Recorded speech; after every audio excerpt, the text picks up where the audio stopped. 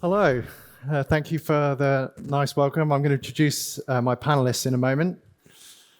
Just to start, we're going to talk a little bit about NDC. I've got 4 slides, I think, just to do a brief introduction about where NDC is today in the world, what's happening, and to lead into an interesting discussion that we're about to have.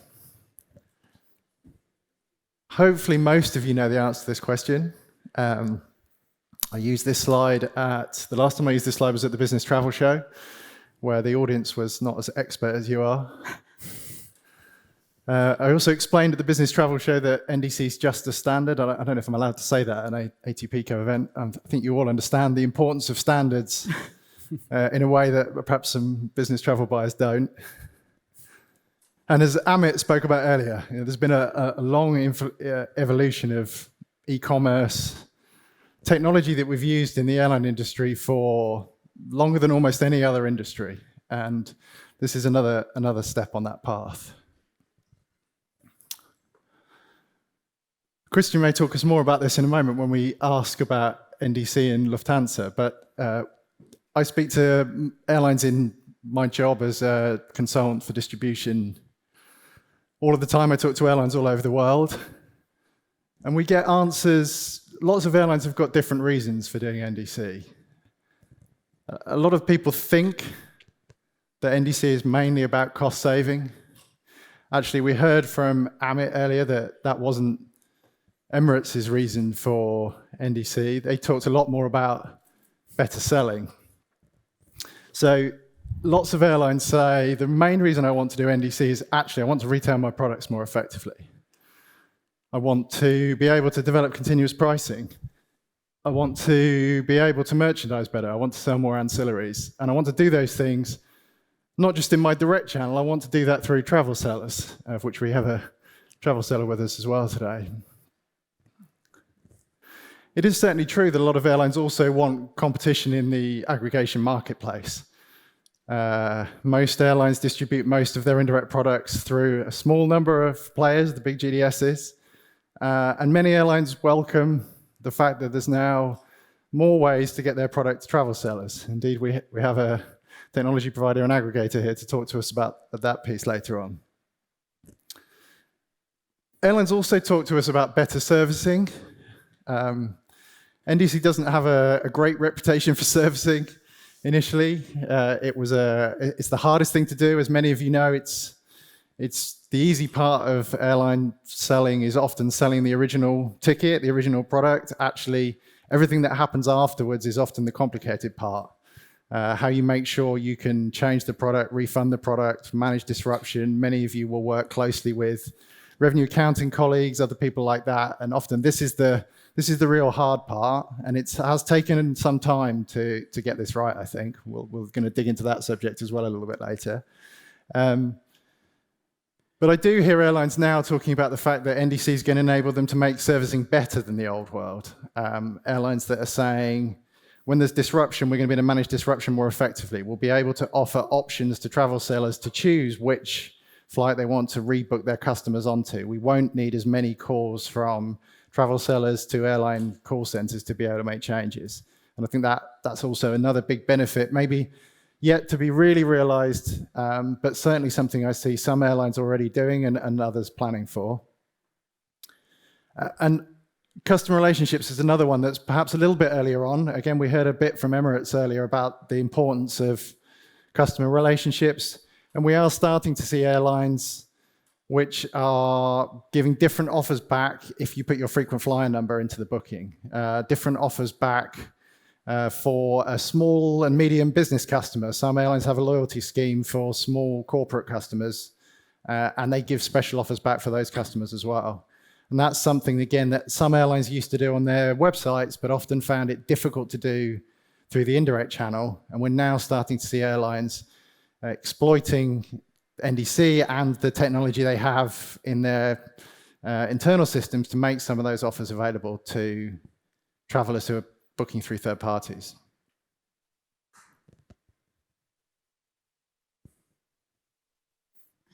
Thinking just a couple of slides now on the kind of status of where NDC is. Again, thinking back to what we heard earlier, if you're not on the path to NDC, you probably should be thinking about it as an airline, or indeed as a travel seller or any other players in the chain. For most people in our industry now, NDC is something that you're probably already working on, or if not, you're thinking hard about. We might test that in a moment. But it really is a global issue now.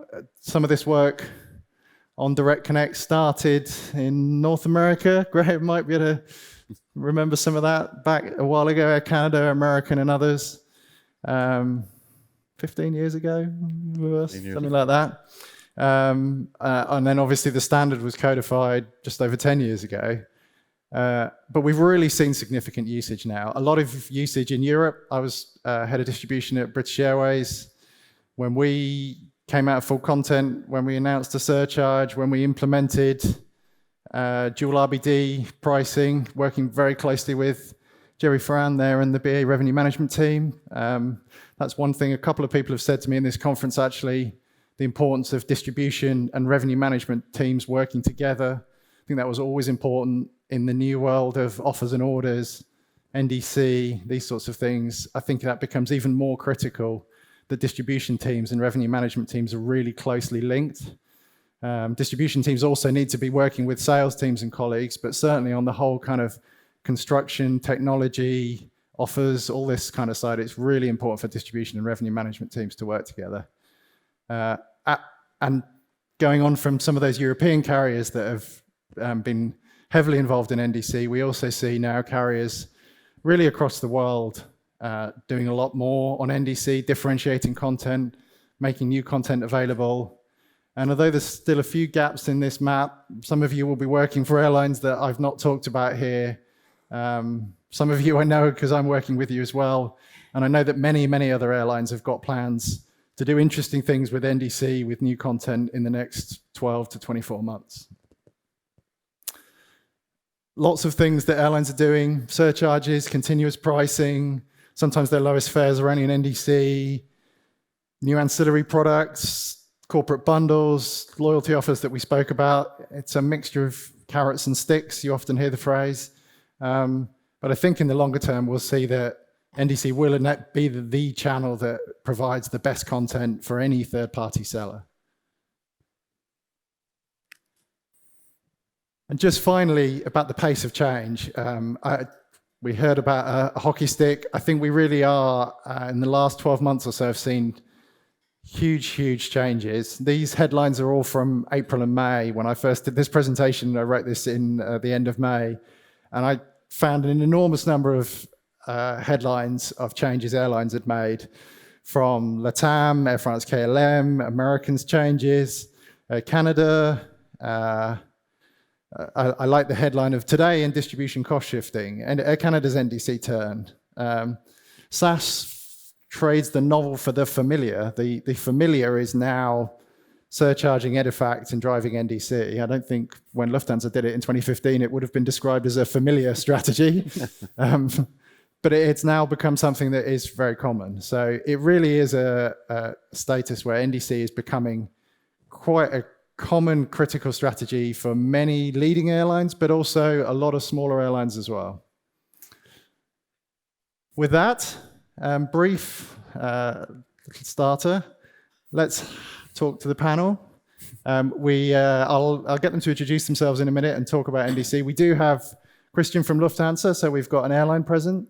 We've got Eric from TPConnects, an aggregator and a technology provider to both airlines and travel sellers. We have Nikki from Flight Centre, so a travel seller, and we have Graham from ATPCO. So we have a great panel covering a kind of whole range of players in the value chain. Once we get past this brief audience participation activity, then I'll let you introduce yourselves and talk about how NDC is working in your company. And let's see if the technology works here. So we are going to ask you, we're not going to ask you to speak up, we are going to ask you to try and vote if you can. Let's see if this works. So we're going to try and see what NDC means to you. Is NDC a critical part of your strategy? You're heavily engaged in it. Is it something you're working on, but there's loads of things you're working on? Is it something you're kind of looking at? Is it just not important? Are you not in the right place and you're not even sure what NDC is? I doubt that's true. Let's see.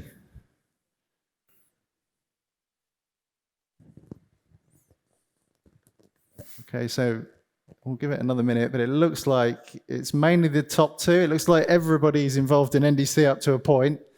And we have something like 2/3 of the people saying it's really, really important, and another roughly a third saying, yes, they're working on it, but it's one of many. So it looks like it's a good subject and we're in the right place, which is good. Very good. Thank you for your participation. Right. I will hand over to the panel. We'll go down the line here. If you'd just like to introduce yourselves and tell us what NDC means to your airline. Is it important to you? Presumably, yes, otherwise you wouldn't be on the stage. But yes, let's start with Christian. Thank you very much, Ian. Yeah, my name is Christian. Thank you. Very kind. Somebody I paid earlier. Well, thank you, Ian. My name is Christian. I'm working in the distribution team of Lufthansa Group. My team is mainly responsible for driving NDC adoption amongst business travel partners and corporates. I think we will have enough time to talk about the specifics. For Lufthansa Group, NDC, and especially the whole journey towards modern airline retailing, is a key element of our commercial strategy, as it enables us to increase customer value, increase profitability, and also being competitive in the market. Since we started in 2015, we have had support from our top management, and we were able to continuously invest heavily in technology and processes. When we started, we were a small team of 10 colleagues. In the meantime, we have grown the core distribution team of over 80 people.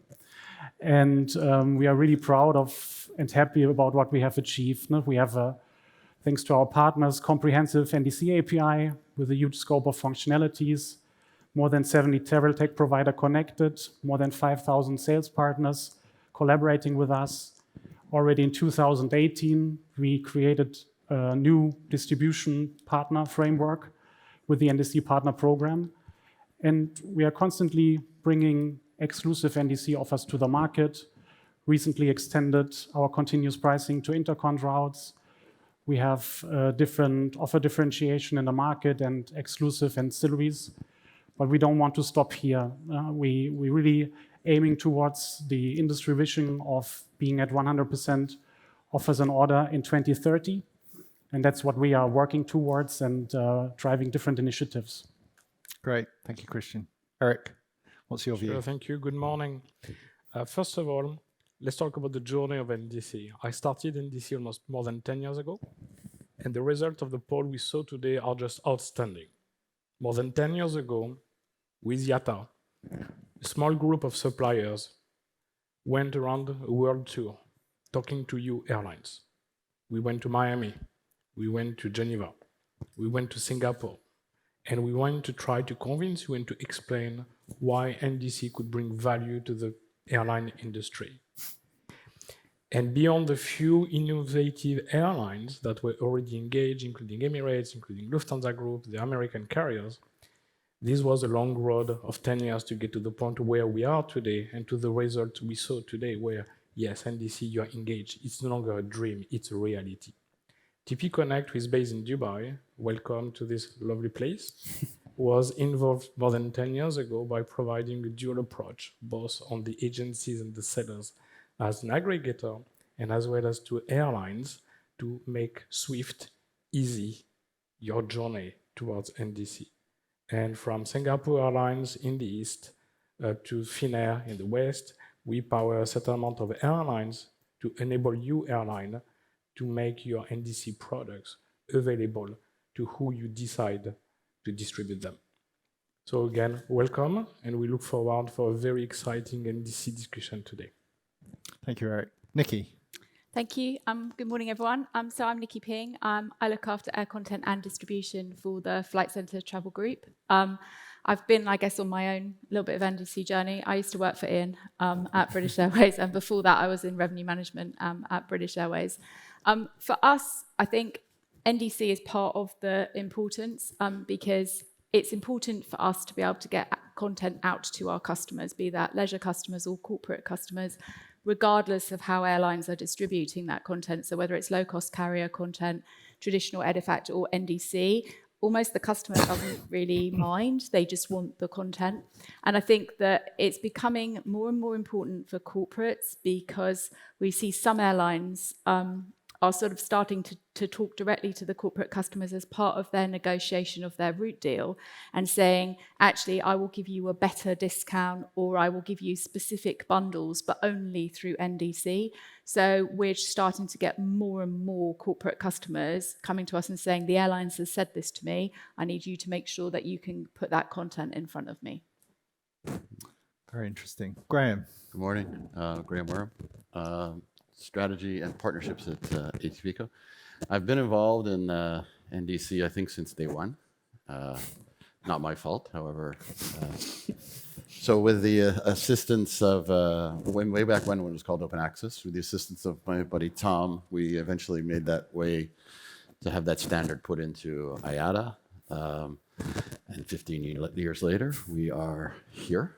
I think for ATPCO, NDC is a critical component. We support the industry's goals and objectives. It's one of our core design teams, and it's something we work on every day through data, standards, our processes.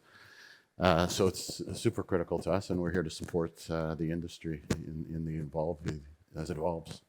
Very good. We'll perhaps get into a bit more how ATPCO is helping as we go through. So we've made lots of progress on NDC, it sounds like, and a number of players here were very committed. Let's still look ahead. We've still got things that we want to improve, things that we want to develop. There's still some challenges. So maybe we can touch on what you think the big issues are for the next few years, and then maybe we can follow that up with a discussion about what we should do about them. Christian, do you want to kick off?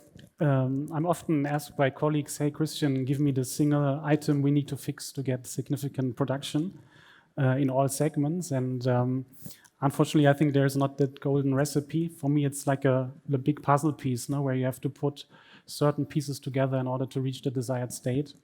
And what we do at Lufthansa Group is we focus on 4 key areas. One is still plumbing, NDC connectivity and access. Especially for the big multinational and global corporates who have many players in the chain where you need to have an end-to-end experience. So a lot of plumbing still to do in that field. Then it's about B2B servicing, enhancement, and automation. I think we have a good degree of servicing, but I believe we can leverage more process efficiencies. So making the functionalities better and automate more on the tools. NDC value proposition, my boss always says the fun starts now. So it's really about testing, exploring, merchandising test case. We don't know the full answer. What are the 15 bundles we need? So we need to explore, we need to get customer feedback and really bring it to the shelf to get concrete feedback. And then it sounds obvious, but it's still a big effort. It's about change management internally and externally.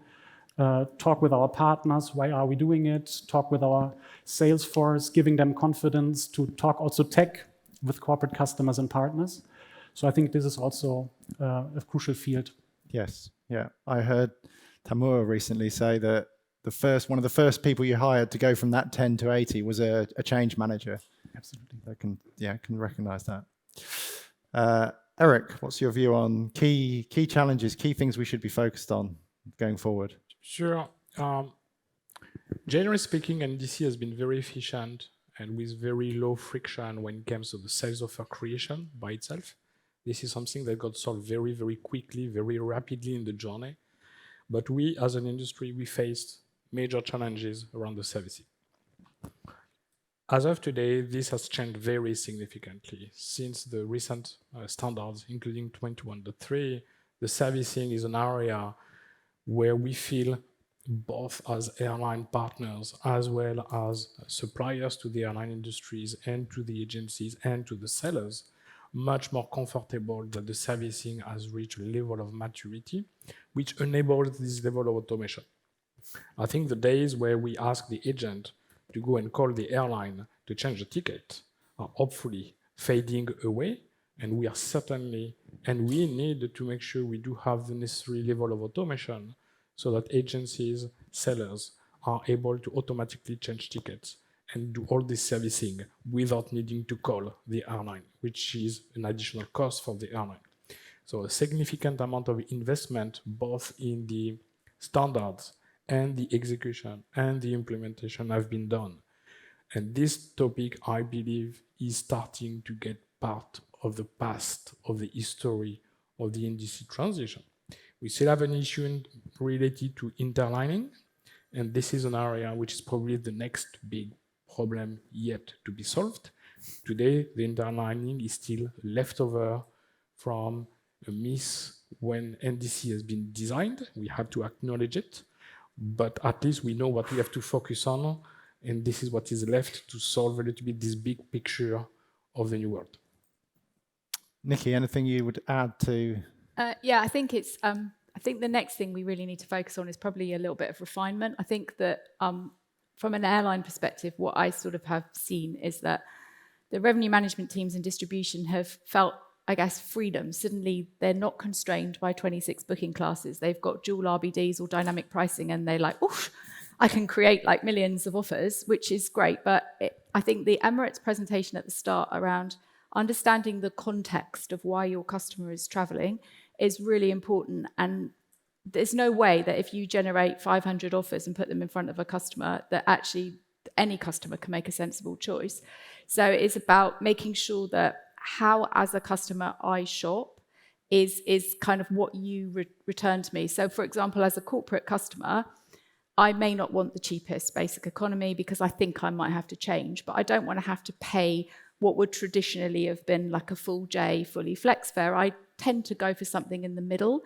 Let me kind of tell you that that's what I want and only give that back to me, because otherwise the revenue management teams are generating hundreds of offers that actually are never going to go anywhere. So I think I don't want to kind of stifle the opportunity and the creativity, but let's refine it a little bit. I think that's what I'm kind of thinking that we need to have conversations about a little bit.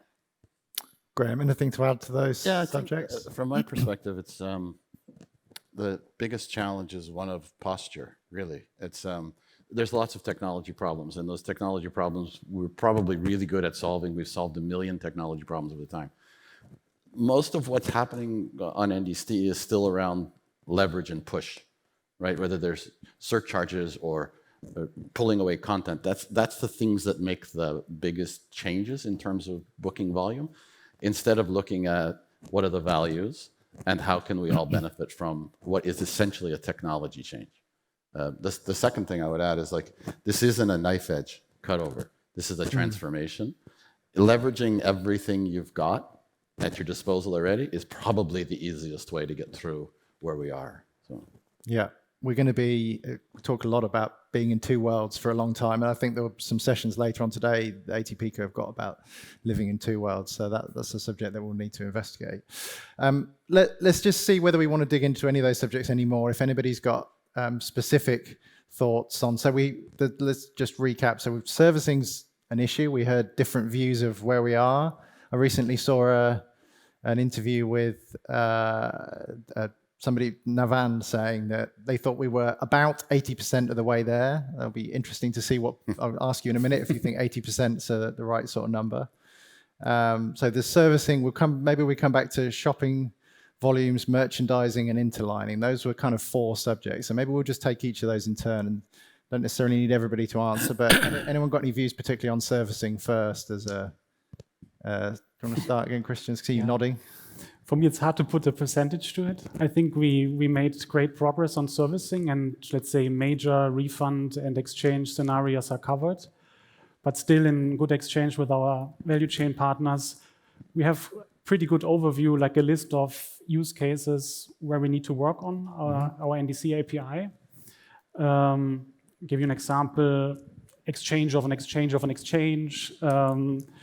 Partially flown tickets, especially in involuntary servicing, we see fields of enhancements, and overall increasing process efficiency. So we have good exchange capabilities, but we think we can do it even better.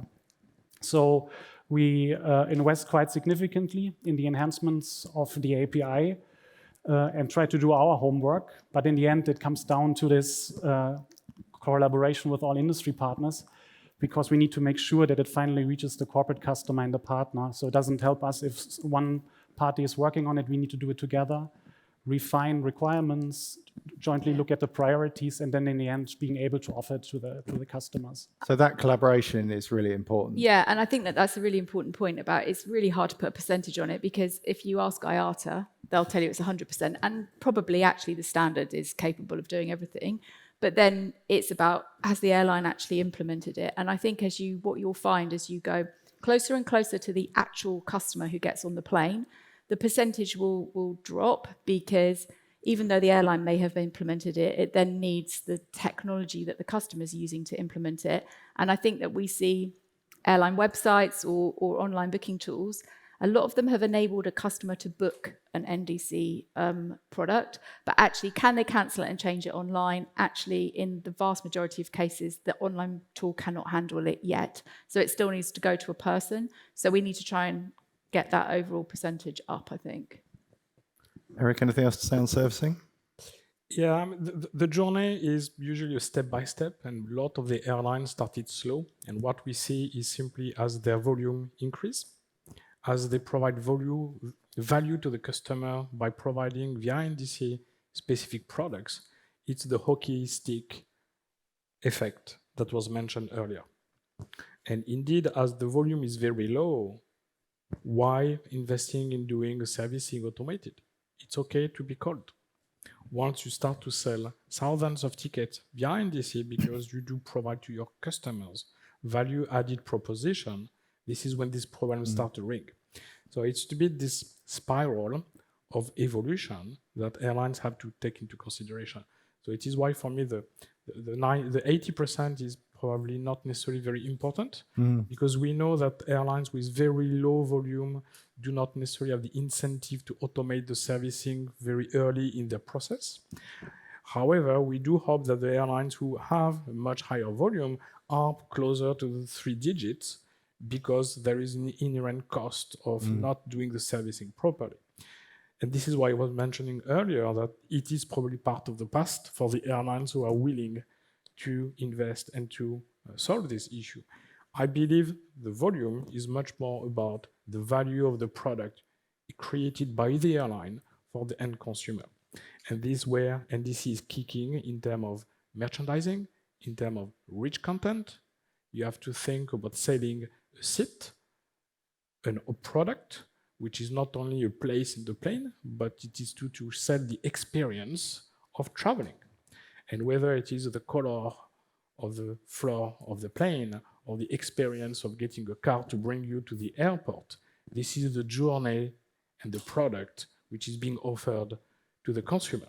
This is changing everything. It's not only about a price point, a fare, it is a product we buy because of the experience. This is why NDC has been designed, is to enable inspirational shopping on a mobile phone. You mentioned earlier, you are at the sand, you're enjoying, you're watching your kids swimming, you still have your phone, you can look at where do we go for the next vacations. And yes, volumes will be skyrocketing. The look-to-book ratios, boundaries, are going to break. It's no longer the thousands to one. It's going to be 10, 20 thousands to one. And this is why NDC has been designed, and volume does not matter. What does matter is indeed as the airline goes through this journey and start to understand the value proposition it can do by creating attractive products for the buyer to jump in. This is when NDC gets all its value by providing not only a price, but really an attractive way to buy a product. Graham, any views on servicing or with the next issue we're going to come to with shopping volumes, either of those two? Yeah, I mean, from servicing perspective, I think 80% is a tough one for me. Yeah. It all depends on who you ask. I think if you ask Christian versus Nikki, they'd be very far apart. I think the only way to get through this is collaboration, and that's not collaboration like one-on-one, it's collaboration as an industry. That's the approach that ATPCO is taking with our design teams, trying to get people to talk.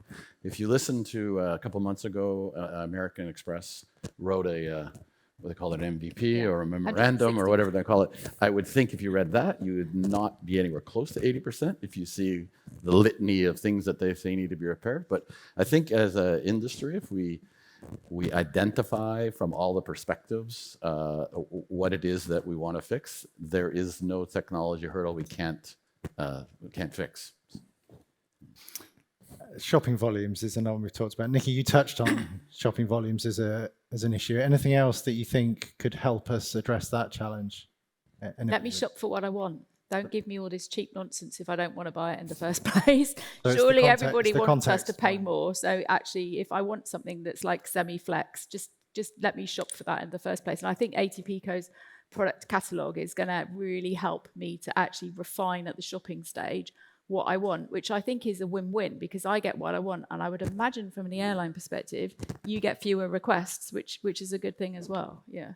That's a good point. I think we have to get a little more sophisticated. Now it seems to be a question, million answers. And that then is for the seller to sort out and try to satisfy the customer. I think we need to get a little more sophisticated in our question response.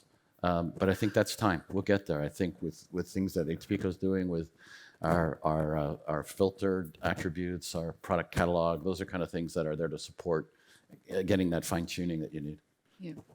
So you would encourage airlines to be looking at product catalog, airline profile, Absolutely. thinking about their shopping volumes. Get involved in our design teams, get your voice heard, help us to help you. Because not only have you got hundreds of offers from one airline, but you're asking lots of airlines at the same time for response. So you're potentially getting too many. Anything to add on this point about shopping volumes, Christian? Or I think I can only echo. No? So we see significant volume increases not only on NDC but also on our .coms. So we have implemented, I think, in 2019 to 20 first solutions to better handle volume in regards to meta search engines and OTAs.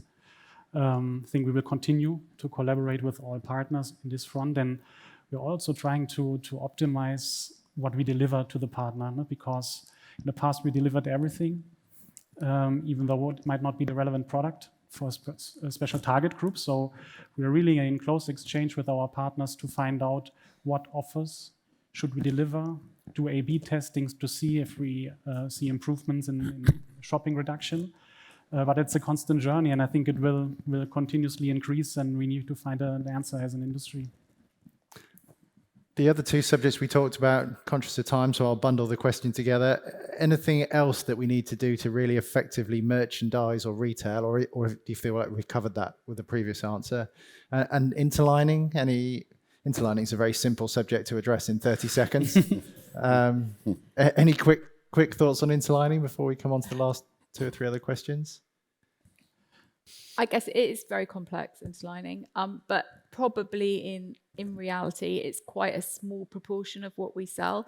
From a corporate perspective, what we do get, though, is a lot of questions, not necessarily specifically about interlining, but I guess that as more and more kind of airline joint ventures have come up, a lot of airlines now don't negotiate with their corporate or their travel sellers as an airline, they negotiate as a joint business. Mm-hmm. And when they introduce NDC, often it's the concept of metal neutrality, which has been drummed into us for a long time, has gone out of the window. And so corporate customers are saying, well, hold on, do I now have to go back to having deals with separate airlines? And what does that mean? Do I have to shop for everybody in the alliance and stuff like that? And so I think I'm not going to get involved in solving interline because it's way too complicated, but thinking about how you explain it to us so that we can explain it to the customers, I think is an important part of that. Any other thoughts on interlining, anyone? I mean, I think we probably are going to get involved in it. Yeah, I think you probably are. Solving it. I think leveraging how we do it today in a new distribution channel. It's super complex, as you say. But I think there's a solution out there. I think if we collaborate and think through it, we'll get to a solution. On interlining, probably one mistake the industry made initially when the initial standard were designed is we didn't invite the sellers and the agencies on the table. And I think we have to learn from this. Mm. And probably if we really want, as an industry, to solve the interlining problem, we really need to get into a room, bring the sellers, bring the agencies around the table with airlines, with technological partners, and to simply leave this room with what a solution that can be adopted. Interlining is extraordinarily complicated, but this is the only way, and the only way to convince the industry that the path that will be chosen will be right is by making sure sellers will be around the table and we sign off on this. We should book that room for quite a long time when we have that meeting. But collaboration, I guess, is the key thing we've talked about. Only a couple of minutes left. Any quick views on NDC adoption in different regions or different channels? Do you see some areas, either parts of the world or channels, where NDC's taking on a different path or growing faster? And what do you think will happen in future? Yeah, at Lufthansa Group, we see adoption almost in every region. Of course, in our home markets, due to our market relevancy, we have the highest adoption. But in the end, I think it's good to see the momentum, right? I think according to the Airline Retail Maturity Index, about 70 airlines are in the meantime engaging with NDC. And usually you start in your home markets and your home region. You bring in new models, new offer, and then all of a sudden you can scale it. Right from the beginning, we didn't limit it to any segment. No? So we did projects with corporate agencies, with OTAs, with tour operators. But naturally, most of the volume and the scaling happened in the leisure space, in the OTA sector. However, we also have huge corporate setups live. And here it depends really on the business model, the target group, and the tech stack of the different partners. I think the biggest challenge is still the multinational and global TMCs, where you have OVE, TMC, and different NDC aggregators depending on the booking tool. And that's what we're trying to address with, we call it blueprints. So bringing all partners of this setup on the table and trying to enable this setup, ideally with one global customer who is providing insights on requirements and gives us a chance to start small and then iterate on it. And then the challenge is really to scale that setup to other corporate customers having the same infrastructure. I'm going to ask the last question. You can answer the previous question and the last question in 15 seconds each. If you had one piece of advice for an airline that's starting on the path to NDC, what would you say? We'll go along the line. Okay. Do a deep dive, no? Learn about the opportunities, challenges, and prerequisites. And I think there's a lot of resources material out there from IATA, ATPCO, and also reach out to the experts, no? To the travel tech providers, NDC API providers, and also happy to give answers from the airline perspective. Dive in, collaborate. Absolutely. Eric? Sure. We have passed the stage of the testing and evaluation. We know it works. It's proven. You saw the numbers, you heard Emirates, you hear Lufthansa. There are some great examples out there of successful airlines who are well engaged into this transformation. Today, you have ways to jump on the train and to simply join this new world, which ultimately is here to bring you value as airlines. And it is relatively easy for you to simply contact a certain amount of suppliers who can help you to make your swift transition to NDC. It's easier now than people that started 10 years ago or something like that. Again, we evolved, we grown, we learned, we iterated. This is becoming a mature type of solution. And we believe this is why to the volume increase.